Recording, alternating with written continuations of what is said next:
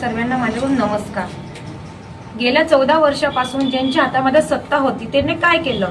त्यांना तेव्हा सीओ साहेब दिसले नाही का? माझं फक्त म्हणण्याचा उद्देश हेच आहे की आता सीओ साहेबांना प्रत्येक वेळेस म्हणतात सीओ साहेब हे सीओ साहेब हे, तेव्हा त्यांना 14 वर्षापहिले ते दिसले नाही का?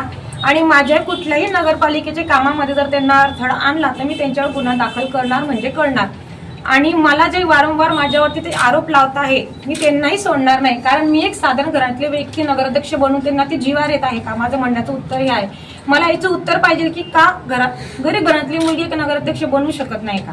मला अधिकार नाही का त्या गोष्टीचा? आणि वारंवार का मला त्या गोष्टीचा त्रास देण्यात जातोय? जर मला कुठल्याही गोष्टीचा त्रास झाला तर मी त्यांच्यावर कंप्लेंट करेन, गुन्हा दाखल करेन। मी हे सहन करणार नाही। आणि माझ्या भुसावळच्या नागरिकांना कुठलाही गोष्ट त्रास जर त्यांनी दिला तेही सुद्धा मी सहन करणार नाही। आणि महिलांसाठी मी आज उभी आहे आणि उभी राहणार। आज जी समस्या आहे त्यांची पाण्याची ती नक्की मी दूर करणार। आणि 3 ते 5 दिवसाआड भुसावळ शहरामध्ये पाणी येणार म्हणजे येणार। जर कोणी तुम्हाला म्हटलं की 5 दिवसाआड पाणी येणार नाही तर कोणाचं ऐकायचं नाही। आणि 2 दिवस पहिले मी न्यूज ऐकली की नगराध्यक्ष मॅडमने सांगितलं की भुसावळ शहरामध्ये पाणी देऊ नका। या सर्व खोट्या गोष्टी आहे। मी कोणालाही काहीच असं सांगितलं नाही। आणि ज्यांनी तुम्हाला सांगितलं त्यांना माझ्या समोर उभं करा। जय हिंद, जय महाराष्ट्र।